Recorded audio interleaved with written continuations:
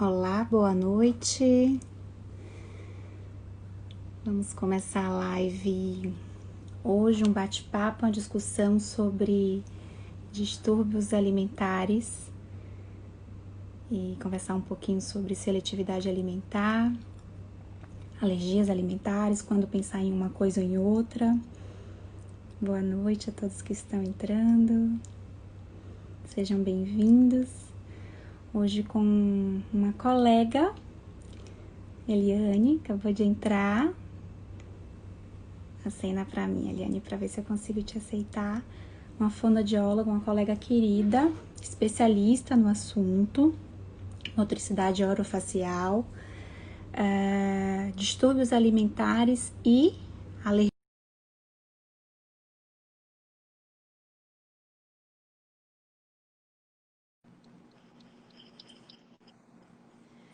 Oi, doutora Cláudia. Não, Deixa eu tirar o fone, acho que agora tá agora eu tô melhor. ouvindo. Eu tô te Agora ouvindo estou. agora. Boa noite, como é que você Boa tá? Tudo noite. bem? Eu tô Seja bem, graças a Deus. bem-vinda, obrigada por aceitar o convite. Estamos ensaiando há alguns dias, né? Esse bate-papo. E estava aqui começando a te apresentar. Vou pedir que você se apresente, por favor. Eu sou Cláudia Plesch, pediatra alergoimunologista. Convidei a querida colega de Campinas, São Paulo, especialista no assunto, fonoaudióloga, referência no Brasil, para a gente conversar um pouco sobre seletividade alimentar. Você pode se apresentar, Eliane, por favor? E, doutora Cláudia, olha, muito obrigada pelo convite, eu tô muito Eu que honrada. agradeço. Eu digo sempre que falar com vocês médicos, para mim, é tão importante, porque as nossas crianças chegam primeiro a vocês, né? Então, se vocês souberem um pouquinho que o fonoaudiólogo pode contribuir, é sempre importante. Então, como você disse, eu sou de Campinas, eu me formei na PUC Campinas há 25 anos. Inicialmente, eu trabalhei com casos neurológicos, né? A minha trajetória. Quem trabalha com casos neurológicos tem que estudar muito a anatomia, fisiologia da deglutição, da respiração, de toda essa coordenação. E aos poucos eu fui entrando mais por essa questão das dificuldades alimentares e fala. Atualmente, faz 9 anos que por um paciente eu entrei na alergia alimentar através dele, conheci a doutora Ariane Yang e depois todos os outros médicos que ela foi me apresentando, os congressos, os cursos. Então, há quase 10 anos eu estudo bastante e tento me dedicar muito a essa questão das dificuldades alimentares e também às alergias. Isso é Então, muito essa foi minha interessante. trajetória. Isso é muito interessante. Eu sou pediatra alergoimunologista e, na verdade, dentro da alergia, né, chegava muito transtorno alimentar, com a dúvida se era ou não alergia, ou alergia alimentar com um transtorno alimentar associado. E aí também foi essa minha trajetória de começar a estudar melhor esse assunto, né, e me apaixonar. Vamos começar falando então. Fala pra gente o que é um transtorno alimentar, quais são os mais prevalentes. Sim. No consultório, doutora Cláudia, da fonoaudiologia, o que a gente mais encontra são as dificuldades alimentares que podem ou não estar associadas com a alergia. E aí, o que é essa dificuldade alimentar, né? Existem algumas nomenclaturas. Eu acho que a dificuldade alimentar ela acaba abrangendo esse nome maior, porque você tem a fobia em que a criança olha para a comida e já sai correndo desesperada porque ela não aguenta ver. Você tem a seletividade alimentar em que a criança come até com a família, com o grupo da família, é um pouco resistente aos alimentos novos, mas acaba acontecendo. E a dificuldade maior de alimentação é aquela criança que realmente deixa de comer um grupo inteiro. Então você pergunta, ela come fruta? Não. Nada, nada? Não, nenhuma. Ela come um legume? Não, nenhum. Então esse é um caso muito mais sério. Eu tenho bastante experiência com isso e eu acho que a gente tem que tomar um certo cuidado até para falar isso com a família, porque a família começa a listar o que a Isso. criança come. E de repente, doutora Cláudia, a gente tem uma criança que come 10 alimentos que não são saudáveis. E de repente você tem outra criança que come 10 alimentos que são saudáveis. Aí se ela entra na internet e ela vê lá, ah, não, mas 10 está dentro do padrão. Só que são alimentos não nutritivos. Então, mesmo que ela coma esses 10, mas qual é esse alimento que essa criança está comendo, né? É. E além da qualidade desse alimento, um pouco da variedade, né? No sentido de que, claro, ele não precisa comer 10 frutas, mas se a gente está pensando aí em alguns nutrientes específicos, algumas, né, pelo menos algumas frutas precisarão ir, alguns carboidratos, algumas leguminosas, né? Então, a variedade acaba sendo muito importante. Por outro lado... E a variedade, né, doutora Cláudia, ela entra até naquela que a gente tem que falar mais para frente da prevenção, né? Se a gente pensar em prevenção, em introdução alimentar e até mesmo na alergia, essa variedade ela é super importante. Antes da gente chegar na prevenção, que eu acho que é a cereja do bolo, que é o que a gente mais quer falar, então, assim, como identificar, né? Então, é muito comum a queixa da mãe, meu filho come pouco, não come quase nada, e a gente sabe que quando chega no consultório, o que de fato a gente confirma como um transtorno alimentar é a minoria, a grande maioria. Ao conversar, entender melhor, a gente entende que é muito mais uma questão de altas expectativas dessa mãe, de querer que essa criança coma uma quantidade a mais do que o que ela precisa, né? Sim. Ou de talvez ter lido e dizer, nossa, ela tem que comer todas as frutas, ela tem que tomar leite. De repente, ela só não toma o leite, ou só não come todas as frutas, mas come ali algumas, e na verdade está tudo bem, né? Então, quando essa mãe precisa procurar um pediatra inicialmente para avaliar e de repente encaminhar tanto para um nutricionista como para um fonoaudiólogo? Sim, eu sempre digo, doutora Cláudia, assim, que a gente tem que ficar, porque quando você pensa nessa dificuldade alimentar, no transtorno alimentar, eu gosto muito daquela figura do iceberg, né? Você tem a pontinha em que a queixa é, meu filho não come, né? Só que tudo que tem por baixo é o que colabora para essa criança não comer.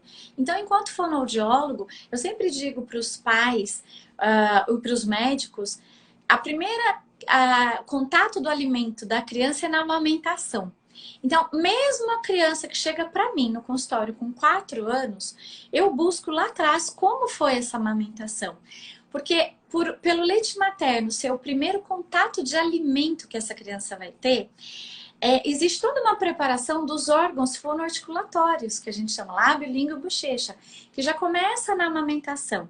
Então, uma criança que teve uma dificuldade na amamentação, não é regra, mas ela teve experiências não tão prazerosas que podem contribuir para o não desenvolvimento dessas habilidades motoras orais. Que, na hora da introdução alimentar, eu vou precisar desse lábio que retire o alimento da colher, que ele tome no copo aberto. Eu preciso do desenvolvimento neurológico, então a gente sabe que uma criança prematura, ela tem toda essa imaturidade.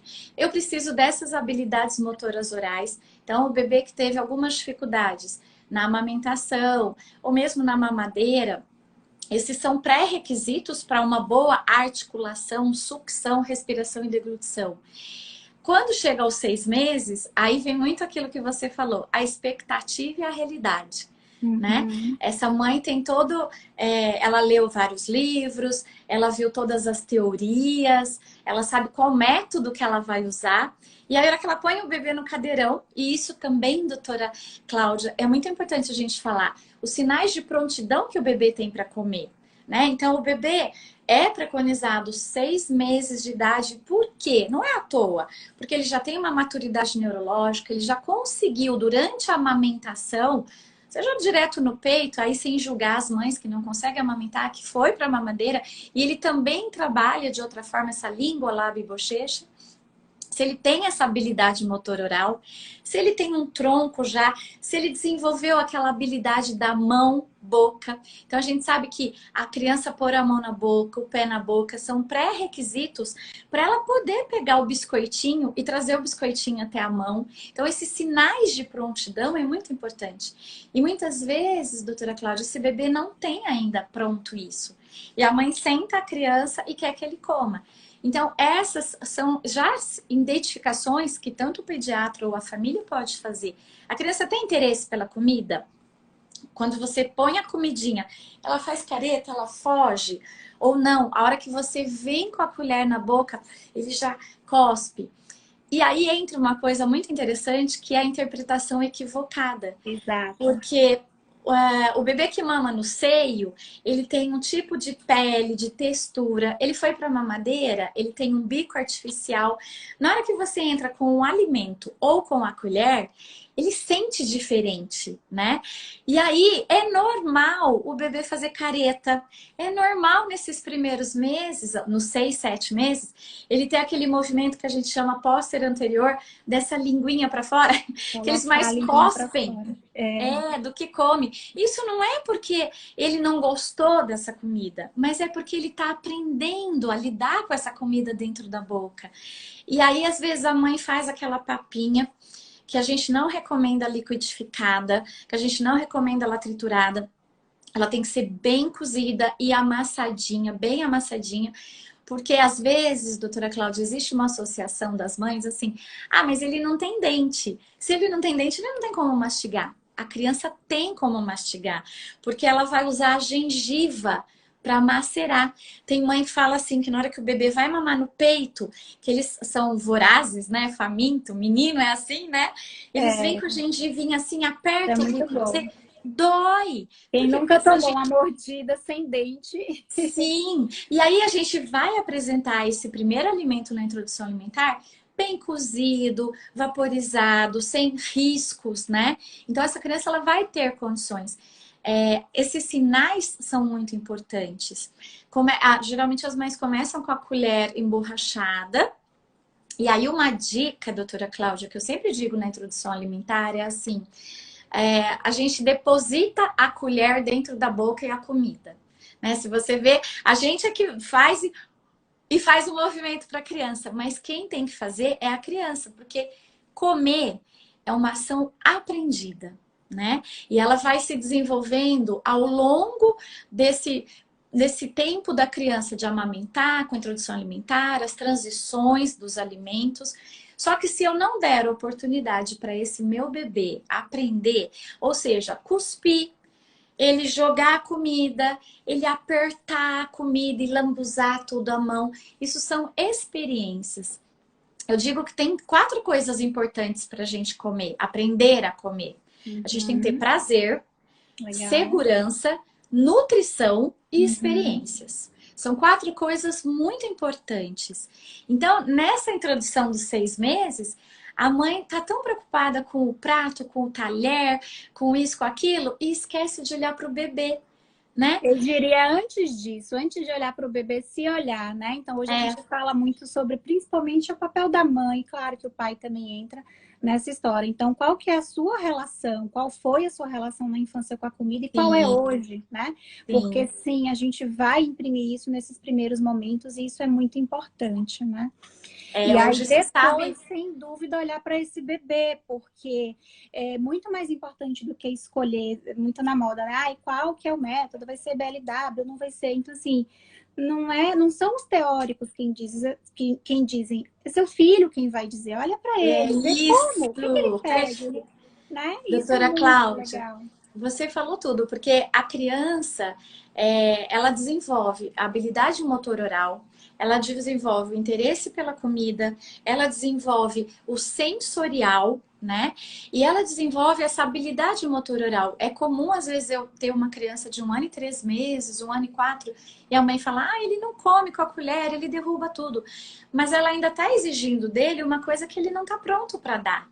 A colher é necessária para ele brincar, para ele pegar, para ele tentar levar a boca.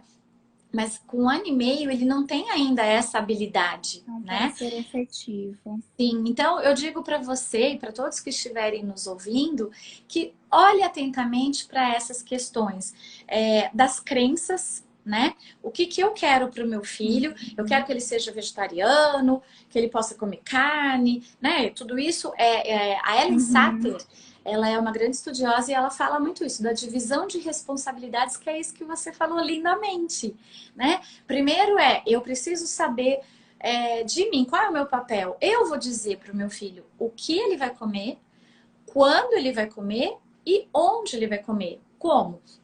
Ele vai comer, isso que eu falei, vegetariano, vai comer carne, vai comer de Eu tudo. decido que eu compro e entra em casa e é colocado na mesa. Isso. Quando ele vai comer? Eu vou ter rotina ou eu não vou ter? Porque, embora eu sempre ouço assim das avós, das mães, mas ele não, o estômago não tem relógio. Mas a criança, ela acaba aprendendo pelo modelo, pela rotina. E onde ela vai comer? No sofá, no colo, no cadeirão, com a televisão ligada, com o tablet. Agora, a divisão da criança é se ela vai comer e o quanto ela vai comer. Então, esse é como você falou, é o primeiro passo para a gente ter uma boa introdução alimentar. Eu vou dar boa noite pro pessoal que está entrando agora. Muito Que legal! especial. Super feliz. Hoje tô com o coração aquecido aqui. E aí, assim, revisando, né? Então, o nosso assunto de hoje, a gente está falando sobre transtornos alimentares na infância, seletividade alimentar em especial. Acabamos entrando na prevenção disso tudo, não tinha como, né? E a Eliane trouxe pra gente que isso começa lá no aleitamento materno, que sempre que possível, que seja favorecido, né? E que haja suporte para isso, e dentre os 1000 benefícios está sim evitar a seletividade e a obesidade, nem estamos falando sobre isso, mas enfim, os transtornos alimentares como um todo. Ela falou sobre o exercício que esses bebês fazem ao amamentar e essa capacitação orofacial.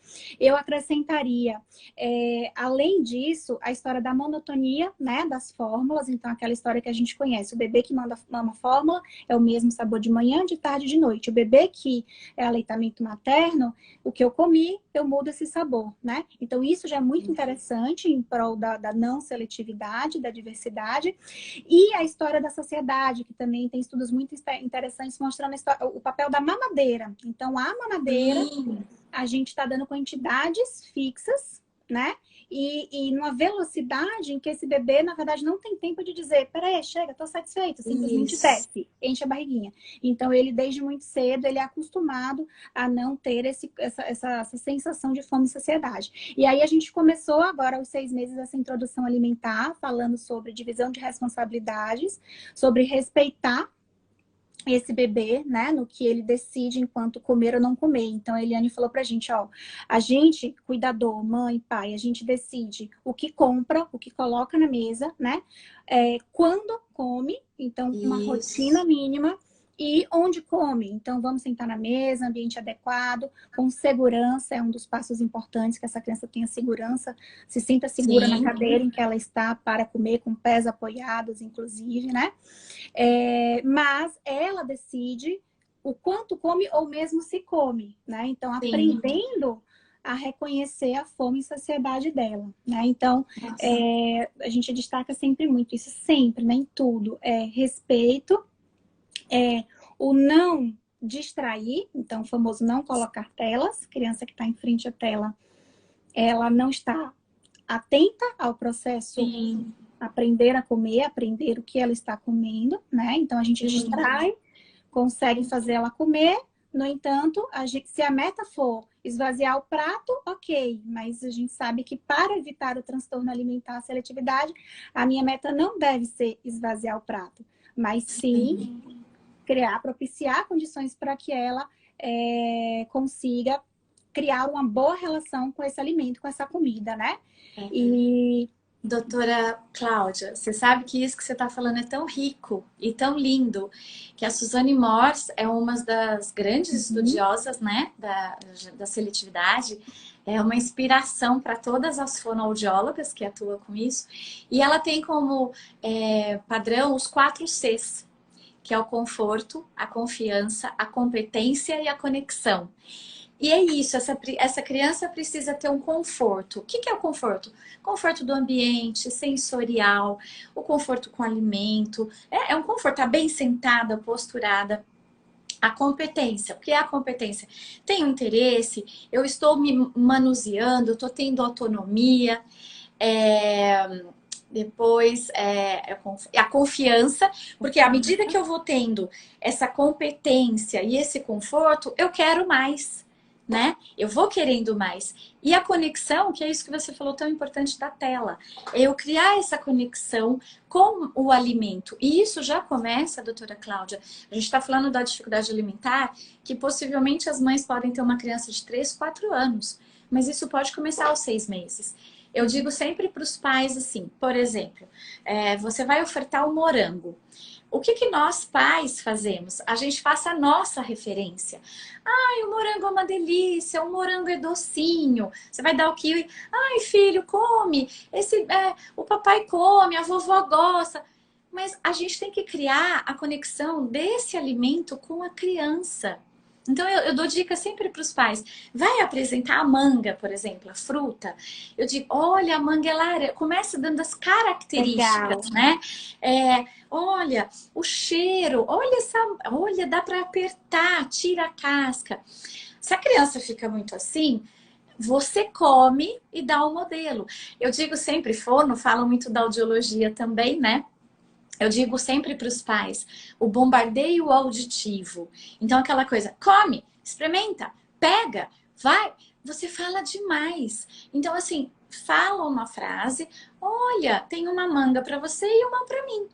Espera, dá um tempo para essa criança processar essa informação que é visual, olfativa, tátil, vestibular. Quer dizer, olha quanta informação essa criança tem que processar para ela decidir se ela vai comer aquilo ou não, né?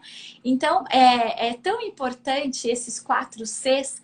Se a gente pensar na patologia ainda, né? Se pensar no refluxo, se pensar na alergia, às vezes os pais põem a criança lá e falam, puxa, mas eu tô fazendo tudo, ela não come. Mas será que naquele momento, aquele refluxo não tá um pouco pior, né? Será que ela não tá com algum desconforto gastrointestinal, querendo fazer cocô, né? A gente sabe que Sono, né? A gente sabe que o o sono, sono ele vence a fome. Então, assim, e esses 4 Cs, doutora Cláudia, eu sempre passo para os pais, eu mostro para eles, eu faço com eles, né? Eu digo sempre assim, o ritmo de quem dá a colher é diferente. Então, olhar para tudo isso, como você falou, olha primeiro para a mãe, né? Depois vai ver o utensílio, a colher, o copo e olhar para esse ambiente, olhar para essa criança, olhar para essa competência. Eu tive um bebê, doutora Cláudia, que me procurou com 8 meses. E a mãe ela chegou para mim porque ela queria fazer BLW. Mas era um bebê muito imaturo motoramente, porque ele tinha refluxo, ele tinha uma esofagite, ele tinha alguns problemas alérgicos. Como ele era um bebê um pouco mais chorão, porque ele se comunica, como a primeira, eu disse sempre, né? O leite materno é o primeiro alimento do bebê. E qual é a primeira comunicação desse bebê? É o choro, né? Então, ninguém quer que o bebê chore. Então, o que a gente faz? A gente acalenta, a gente pega.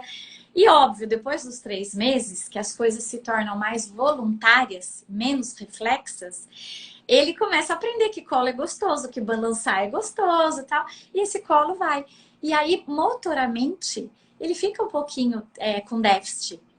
E ele não sentava nem sem apoio. Aí eu disse para essa mãe, olha, não dá para a gente fazer o BLW. Ele precisa ganhar mais autonomia, motoricidade, global, né? Como você falou do apoio do pé, é super importante esse input sensorial. Então eu falei, vamos trabalhar da forma mais participativa. Quando der, aí a gente faz o BLW. Eu fui fazer o BLW, ele estava com uns 10 meses, 11 meses. perfeito. Demorou um pouquinho. Mas tudo isso é importante para aprender a comer, né? E isso é muito importante, né? Então, antes da gente talvez defender uma teoria ou levantar uma bandeira, assim, o que importa é nosso filho, na verdade, não que a gente, né, precisa falar para os outros ou postar na rede social. Então, cada criança tem uma demanda e enxergar isso já não é fácil, tá? Porque a gente precisa ter tempo para observar e reconhecer e dizer, ok, estou entendendo, você está precisando disso, vamos lá correr atrás disso, né? E essa questão da gente sempre estar reacessando as nossas verdades enquanto mãe, enquanto cuidador, né? Então, assim, aquela história, a nossa sociedade ainda gosta da criança gordinha, ainda tem medo da fome, da desnutrição, né? Então a gente quer fazer essa criança comer. Tem um conceito, um estudo super interessante que mostra o quanto que tem, o quanto que a gente tem de suprimento mesmo calórico e de micronutrientes até os 9 meses pelo leite materno ou pela forma. Então eu sempre friso muito isso. De 6 a 9 meses, ninguém precisa comer. De 6 a 9 meses, a gente precisa conhecer o alimento, né? Todo esse passo a passo que você colocou, da textura, do cheiro, do colocar na boca, do aprender a diminuir esse reflexo de cuspir com a linguinha para fora e de começar a levar esse alimento para o posterior e começar a fazer o movimento da mastigação. Para aos 9 meses, talvez sim, a gente, né? Então, até antes disso, essa ansiedade, essa necessidade por um prato esvaziado é uma demanda nossa e não do bebê. E aos 9 meses, lembrar de progredir. Antes de progredir aos 9 meses essa dieta, tem uma pergunta super interessante aqui, ó, da Ana Flávia. O fato de criar histórias e envolver a criança para comer conta como distração? Tipo, presta atenção no mosquito ou no cachorro que está querendo comer o papá. Ai, Ana Flávia, adorei. Muito boa, Você né? sabe, doutora Cláudia, você sabe que isso é assim, eu hoje tomo mais cuidado nas respostas, porque outro dia eu recebi um vídeo de uma mãe que falou exatamente isso. Ela falou, eu não tenho distrações, eu não ponho distrações, eu só conto história.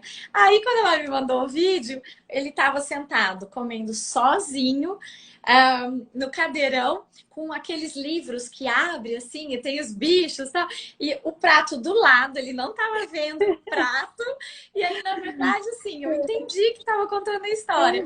Então, assim, Ana Flávia, é muito legal criar histórias, eu acho super importante. Eu acho que a primeira pergunta é que idade tem essa criança, né? Porque é completamente diferente esse bebê que está começando a introdução alimentar, quando a gente quer que ele conheça o alimento. Então, claro que o lúdico é super bem-vindo, mas a gente tenta envolver a comida no lúdico. É o que eu ia falar agora, porque o lúdico dessa coisa do contar a história depende da idade dessa criança. Se ele tiver na introdução alimentar, o ideal é que não tenha tantas distrações. Se ele tá maiorzinho, essa história pode ser contada não no momento da refeição. Ela pode criar isso fora e lá no momento da refeição falar, olha, lembra aquela formiga que eu comentei com você na historinha? Pois é, ela vai comer isso agora. Então, é importante sim o lúdico, né? E o que eu queria dizer também, que é muito importante para as mães que estiverem ouvindo aqui, doutora Cláudia, é em relação a esse lúdico, ao brincar. Eu sempre tomo cuidado porque a gente fala assim, seja lúdico, brinque. E algumas vezes esse lúdico e brincar, ele é visto assim de uma forma muito lúdica, em que o prato fica longe da criança e a historinha tá ali acontecendo e o prato tá longe. Não, esse prato tem que estar na frente da criança. E também de forma às vezes pejorativa. Ah, mas ele só brinca e joga fora, ele só brinca e joga fora. A fase que você citou dos 9 meses, o bebê no desenvolvimento cognitivo, ele está na ação e reação. Então é muito natural ele jogar. Você pegou, pôs de volta, ele vai jogar. Porque ele está nessa fase do desenvolvimento. Então, agora, cabe a nós pais dizer, filho, esse aqui caiu no chão, mamãe vai jogar fora. O seu tá aqui na mesa. Esse é seu papá. E aí, uma coisa que eu digo sempre também, doutora Cláudia, para as famílias, eu sei que é difícil isso, evitar o não. A criança com 1 ano e meio, quais são as palavrinhas que elas mais falam? Papai, nenê e não, não, não. Se você pensar pela aquisição fonética, os primeiros sons é P, B, me. Mas ele está falando nenê e não, que isso é posterior. Mas por quê? Pelo bombardeio auditivo. Não põe a mão aí, não engatinha, aí tá surdo. Não! E por que o papai? O papai vai chegar, o papai vai ficar bravo, o papai vai ficar feliz. E a comida é a mesma coisa. Se você ficar o tempo todo, não joga, não joga, não joga, ele vai te desafiar ou ele vai estar nesse momento ainda do brincar, do jogar. Então eu digo para os pais assim, tome cuidado ao pensar que esse brincar com a comida é pejorativo. Brincar com a comida é ele pegar a banana, apertar, tudo na mesa, não ficar jogando. Esse ficar jogando faz parte do desenvolvimento sensório-motor. E é você que vai dizer, filho, esse faz dodói. Se ele vai engatinhar e vai pôr a mão no fogão, você fala, filho, esse faz dodói. A gente ensina, né? E o não, como evitar esse não? Eu sempre digo assim, dá a função. Então, o bebê tá com você com óculos. Bebê vem, eles pegam. E quantas vezes a gente fala, não, esse é o óculos, não. Você só tira e fala, olha, esse é da mamãe enxergar. A comida é a mesma coisa. Ela jogou, esse papai é do nenê. Não é o cachorro que vai comer esse aqui, é o Tiago, é o Bruno, é a Lúcia, é a Lana. Então, a gente tem que ter esse cuidado, né, Isso doutora é muito Cláudia? interessante. Quando a gente vai repetindo as coisas, eles tendem a absorver isso e não necessariamente com o não na frente. Então, se eu chamo a Isso. atenção para o jogar no chão, o não na frente é um detalhe nessa fase de maturidade, né? E isso que Então, você falou dos 9 meses é a fase que, às vezes, quem começou com a introdução aos 6 meses, a mãe tem na cabeça que com 10 meses ela já tem que fazer a transição da textura um pouquinho. E aí, doutora Cláudia, o bebê pega, aquilo que eu falei, das experiências. Ele vai pegar o biscoito, a fruta, ele vai colocar na boca, normalmente ele vai pegar pedaço grande. E qual é a nossa reação pelo medo do engasgo? Não, não, não, esse tá grande. Aí eu digo para as mães assim, nessa hora, respira, tenta manter a calma e daí você pode sim colocar a mãozinha e falar assim, filho, esse tá grande. E aí você retira aquele pedaço da banana, não joga fora, você fala, olha, tá grande, vamos morder menor? Aí você ensina, porque o bebê com 10 meses, geralmente ele já tem os dentes anteriores. Então você pode ensinar ele a morder, porque a força mandibular junto com lábio e dente vai dando essa propriocepção junto às experiências do tamanho da comida que ele tem que pegar. E aí o que nós mães fazemos quando a gente tem medo que o nosso bebê engasgue, a gente tira e aquele pedacinho ou ele é bem amassadinho para que ele possa comer, ou ele é descartado.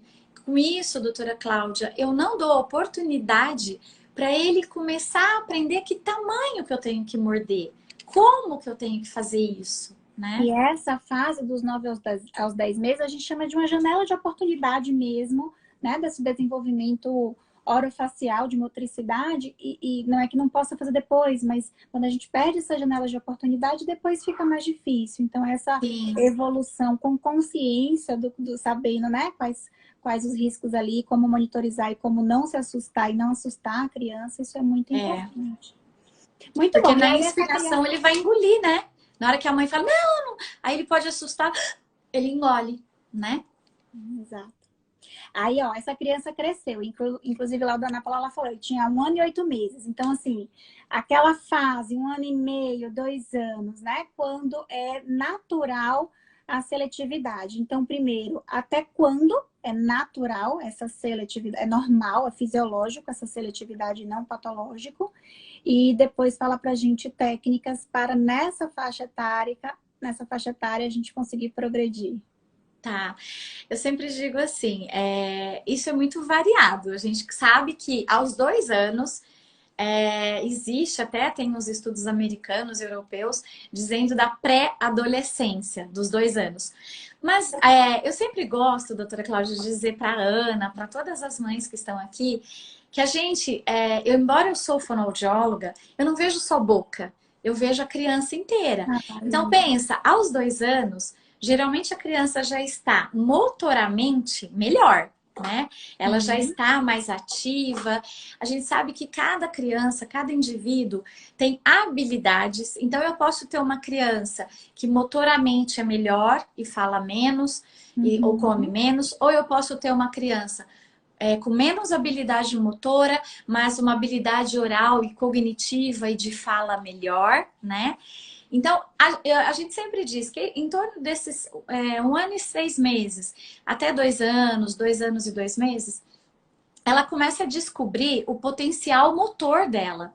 E ela, às vezes, age motoramente. Então, ela vai lá, ela pega a bolacha, ela vai lá, pega a fruta na fruteira, ela acaba se desenvolvendo. A questão é, desde a introdução alimentar até os 2 anos, que teoricamente quando a criança já tem que estar comendo a comida da família, em questão de qualidade, textura, em forma, a gente precisa ver o que aconteceu também para ela chegar nesses 2 anos, às vezes, ou 2 anos e meio, sem comer. De repente, houve algum engasgo forte. Eu tive uma mãe que ela teve que fazer a manobra de Reichner 2 vezes e ela, com 1 ano e 6 meses, ela voltou a bater no liquidificador porque ela tinha medo, só que ela não falou isso para o pediatra. Quando ela chegou para mim, a criança já tinha 2 anos e 2 meses. Então, o que você falou, essa janela de 4, 5 meses, a criança também entra num conforto. Porque a gente sabe que mastigar cansa. Eu mastigar uma cenoura, eu mastigar um alface, eu mastigar uma batata, uma carne, eu faço forças diferentes com meus músculos. E comer, né, para as mães, é uma função que a gente usa 26 músculos da face, 6 pares cranianos, e eu preciso ter essa postura também, né? Então, nessa idade da seletividade, eu preciso continuar apresentando. Então, de repente, ele não quis o brócolis, engasgou com o brócolis. Se eu aceitar que aquilo é uma preferência ou uma dificuldade, eu paro de fazer o brócolis. E é nesse parar de fazer o brócolis e apresentar que talvez uma pequena seletividade pode virar uma dificuldade. Eu digo para os pais, doutora Cláudia, sempre para os pediatras, que a gente precisa diferenciar o que é dificuldade de preferência.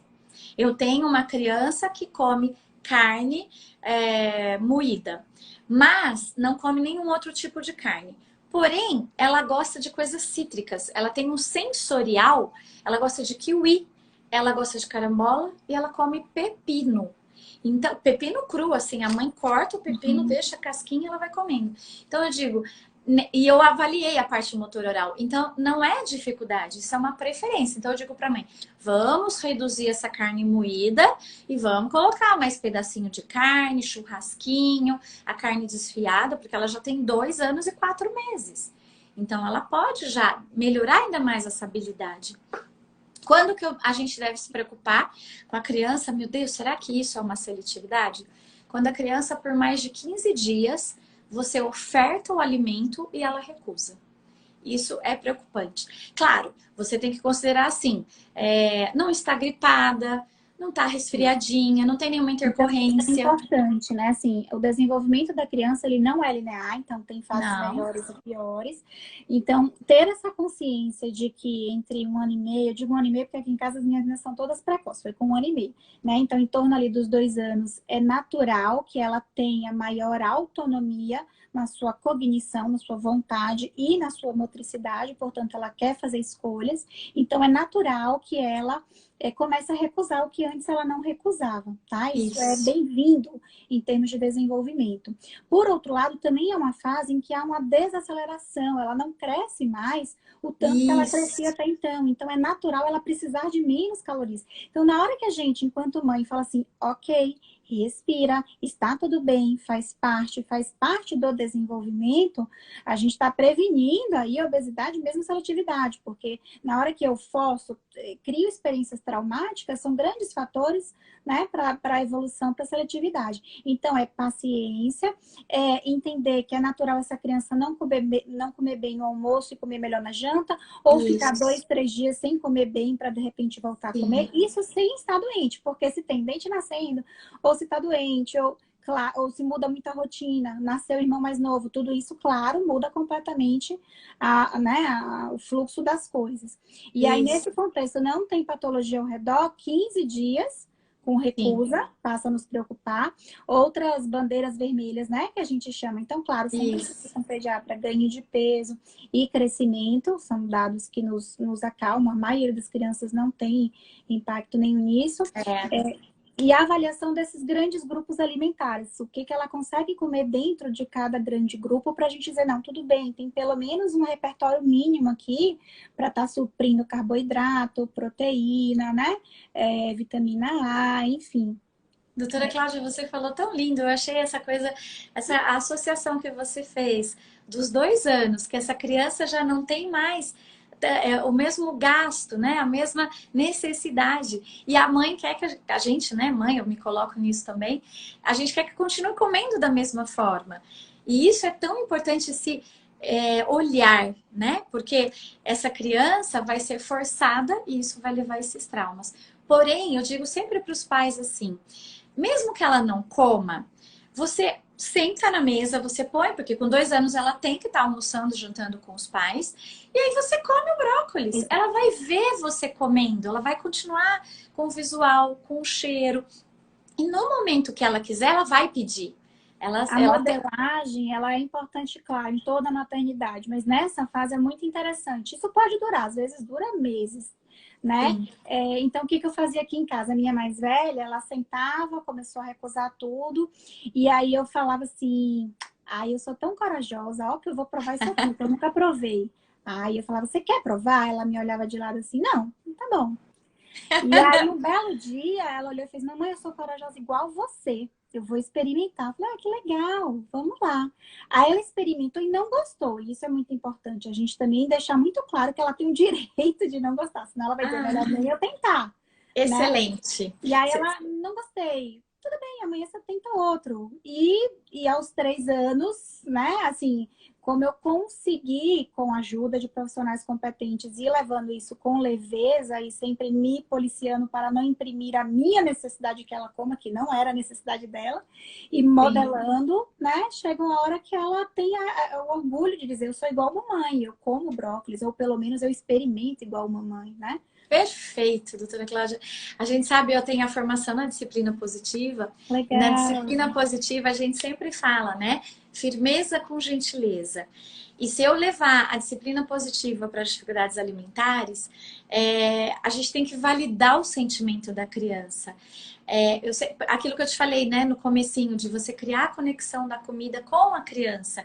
Eu posso achar aquilo azedo, mas de repente a criança pode não achar tão azedo.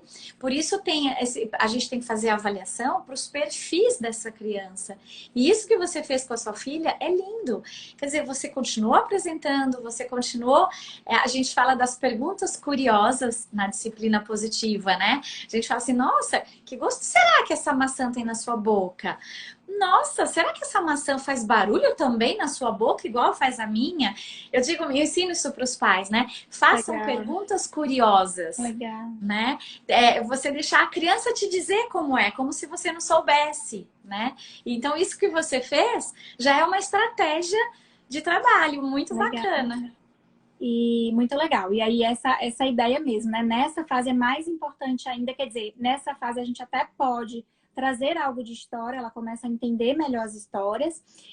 A ideia de não é simplesmente não tirar o foco completo da alimentação. Então, sim, a gente pode falar do cachorrinho que está passando e mostrando. Vamos lá, enquanto a gente conta a história, você come a sua comida, eu como a minha, né? Nessa faixa etária, ela já consegue, ela já tem um conhecimento em relação com a alimentação e tudo bem, quer dizer, eu posso comer conversando e pensando em outras coisas, porque para mim eu já não estou numa fase de preciso focar, né? Sim. Agora, cuidado com as ameaças e com as recompensas, claro, né? Então, o cachorrinho vai vir comer sua comida, né? Eu digo sempre, doutora Cláudia, que tudo isso vira hábito.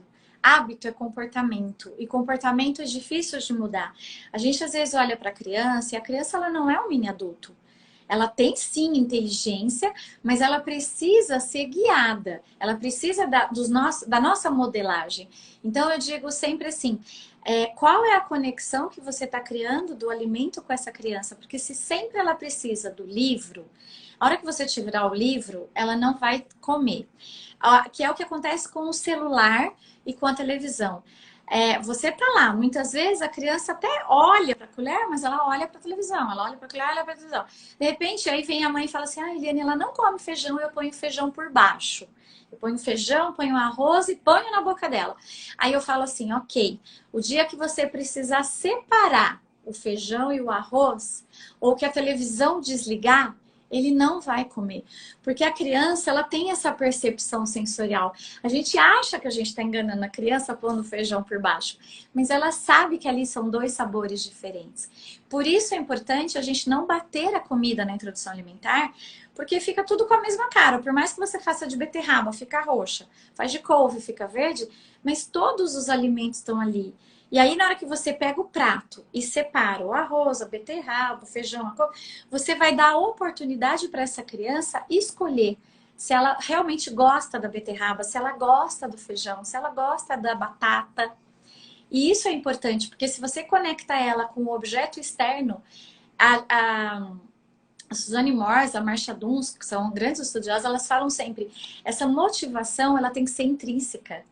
A criança é que tem que ter o desejo de comer. Ela pode imitar. A gente sabe que existe o neurônio espelho, existe a imitação. Ah, eu quero ter o cabelo igual da mamãe. Ah, eu quero ser forte igual ao papai. A gente sabe disso. Mas se eu digo sempre para a família, se aquela criança não estiver bem para comer, se ela não quiser comer, ou se ela tiver alguma coisa para que ela não queira comer, você só vai fazer ela comer causando trauma. Porque você vai segurar o queixo dela, você vai segurar o bracinho dela, você vai enfiar a colher. Eu recebo muitos vídeos das famílias antes da avaliação, que a mãe põe a colher e a criança fica, vira. Você não consegue pôr a colher. Então, essa motivação, ela tem que estar dentro da criança. Eu posso ter historinha, posso ter a musiquinha, mas eu digo sempre assim, aos poucos, vai afastando. A gente sabe que mudar hábito é difícil. Eu tenho uma criança, doutora Cláudia, que o tablet, olha o nível que está, uma criança maior também. Ele está a um palmo do nariz dela. A mãe não consegue chegar com a colher, né? Uma criança que tem uma alteraçãozinha também neurológica. E aí, o que eu falei para ela? Que ela consultou uma outra pessoa e a pessoa falou, não, tem que tirar esse tablet. E aí, o que aconteceu? A criança berrou a sessão inteira, a casa inteira, não comeu e vomitou depois de tanto nervoso. Eu digo, ninguém muda de hábito de um dia para o outro. Então, começa a pôr o tablet, como ela tá no cadeirão, coloca na mesa. Ele tá ali presente, mas ele não tá próximo dela. Aí aos poucos você vai, é um dia, puxa, acabou a bateria. E outra coisa que é importante é nós, como pais, também aguentar um pouco o choro. Porque a criança, quando ela tá maior, eu digo sempre, ela usa, e isso eu aprendi, doutora Cláudia, nos neurológicos. Um paciente com paralisia cerebral, com cognitivo bom, mas um motor ruim, ele muitas vezes, quando ele não quer, ele faz movimentos assim, espásticos, e ele usa a espasticidade dele a favor dele para não fazer o que a gente quer como terapeuta. E eu vejo que na criança normal, típica, né? Ela usa também a inteligência a favor dela. Então ela chora, ela vomita. Eu tenho uma criança que não tem mais refluxo, já tem 3 anos, mas ela provoca o vômito porque ela sabe que o vômito tira a mãe dela do eixo. Que a mãe dela fica totalmente ansiosa, preocupada. Então eu falei para a mãe assim, o dia que ela vomitar, deixa. Não mostra que você tá nervosa, que sujou a roupa, que você ficou aflita, porque é através desse sinal que ela tá conseguindo o que ela quer. Então, aos poucos, vamos fazer essas mudanças aos poucos. Não dá para ser rude assim, de tirar o tablet de uma vez, e tudo é a um musiquinha. processo, né? Então, assim, por exemplo, essa mãe tem os traumas dela com esse vômito. Então, às vezes, ou ela precisa ser fortalecida e capacitada para isso, ou talvez Sim, outra pessoa entrar em cena na hora desse vômito e tira essa mãe da os liderança. pais. Você falou muito no começo do pai, né? Eu tenho, doutora Cláudia, mães que precisam ser acolhidas nesse sentido e que daí eu faço a sugestão. Eu falo, olha, e aí eu converso com o casal. Eu falo, olha, nesse momento ela está muito fragilizada, ela precisa desse apoio. Então, quem vai dar, quem vai ofertar é o pai. Então, é muito legal porque às vezes quando o pai entra, essa mãe respira, essa mãe acalma e a coisa flui, a coisa acontece. Sim, legal. A gente tem, Eliane, 10 minutos para falar sobre alergia alimentar. Vai dar Nossa! tempo, tá? Vai dar tempo. Vamos lá. Eu trouxe uns dados aqui interessantes, eu estava aqui buscando. Olha só, queixas de distúrbios alimentares estão presentes em 30 a 50% das famílias dos pais de crianças, tá? Só que dessas queixas, 75%, na verdade, não se confirma, como a gente falou em algum momento. Na verdade, tem a ver com a perspectiva desses pais em relação ao que a criança come ou deixa de comer. E aí, a gente citou alguns transtornos alimentares, né? Como a neofobia, a seletividade. Comentamos por alto aquela criança que simplesmente come pouco ou tem medo de comer, né? Às vezes de algumas situações que a gente falou aqui. E aí, nesse contexto, que que a gente tem? Nos pacientes com alergia, a alergia não IgE mediada, isso pode chegar, em alguns estudos relatam em 94% das alergias não IgE mediadas, clássicas, típicas, né, realmente diagnosticadas, associação com algum transtorno alimentar.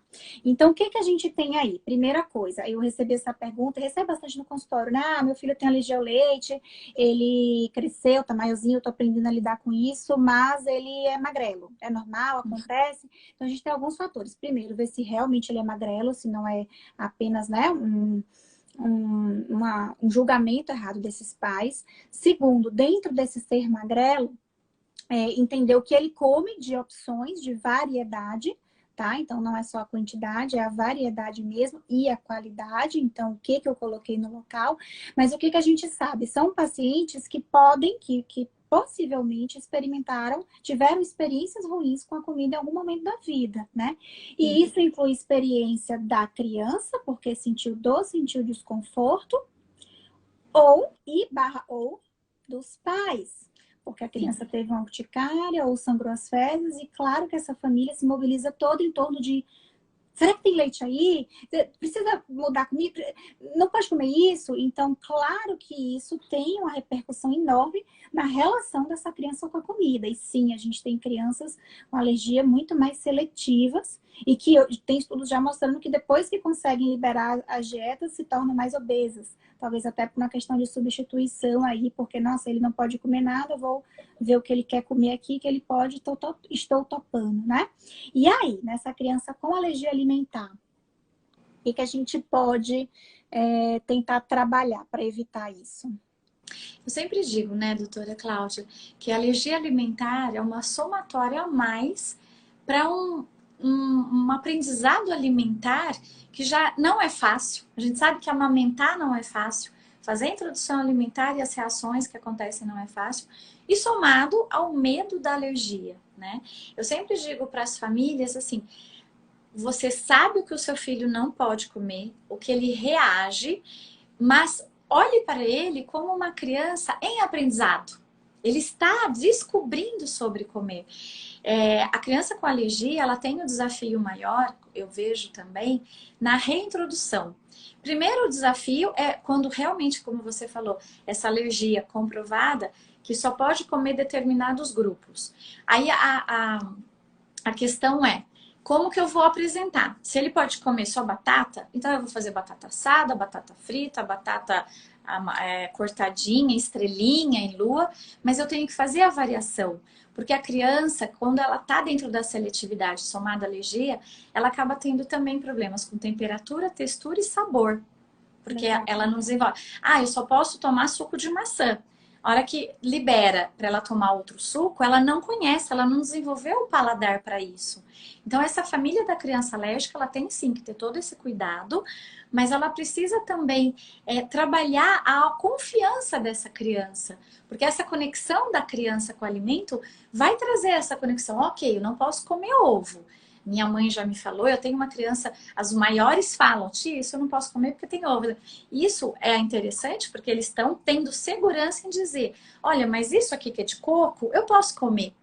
Então vamos trabalhar toda essa alimentação, essa parte nutricional, essa conexão boa com a comida, com aquilo também que ele pode comer, né? Na fase do diagnóstico, né, é difícil mesmo, os pais, em geral, estão mais Sim. ansiosos, né, ainda conhecendo como lidar com aquilo ali, e muitas vezes, por mais que a gente dê suporte e converse, acaba realmente sendo difícil esse processo inicial. Mas uma vez sentado ali aquela situação, né, poxa, entendi que eu tenho um diagnóstico de alergia ao leite, eu sei que é uma dieta extremamente limitante, então procura sim ajuda, né? Tanto da legista, conversa com a legista, mas tanto a Nutri quanto a Fono entram muito nesse sentido de dar opções nutricionalmente substitutas e nutrições que possam favorecer esse desenvolvimento orofacial e de Isso. sensibilidade para que a gente tente evitar tudo isso, né? E em Isso que eu paralelo ia te trabalhando. dizer. Às vezes, doutora Cláudia, eu recebo criança que as mães falam assim: puxa, mas eu fui na nutricionista e ele não consegue ainda comer. Essa avaliação, tanto do pediatra, do imuno, dessa equipe mesmo, da Nutri e da Fono, é super importante porque a Nutri, eu tive um paciente, por exemplo, que ela recomendou uma barrinha de cereal para criança, mas ele não tinha força mandibular. Então foi o que eu falei, olha, podemos trocar então para esses nuts que você está querendo introduzir, o coco, a castanha, separadamente, para que depois a gente possa juntar tudo isso como se fosse uma barra de cereal, porque ele ainda não tem essa habilidade motor oral. A maçã, podemos cortar a maçã meia lua, porque ele ainda não consegue abocanhar e gerenciar essa maçã com casca de um lado, de outro. Ele somente tinha uma preferência unilateral, que já estava fazendo uma mordida cruzada.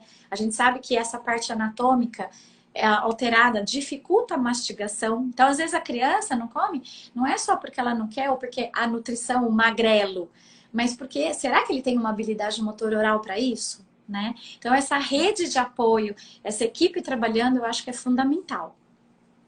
E aí, um outro contexto, acho que a gente tem 3 minutos, espero que não nos cortem, mas é o diagnóstico diferencial, tá, pessoal? Então, sim, existe aquele paciente que é altamente seletivo e quando a gente vai olhar mais de perto e coloca a lupa ali na situação, na verdade, existem algumas alergias alimentares, porque existe aquela mais clássica, que é eu como e imediatamente depois eu faço urticária, angedema, falta de ar.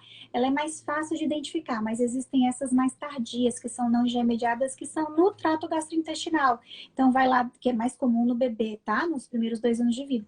Então, ele pode ter lá sangramento nas fezes, pode ter diarreia, mas ele pode ter sintomas mais subjetivos, né? Como um refluxo, um esofagite eosinofílico, uma dor ao deglutir.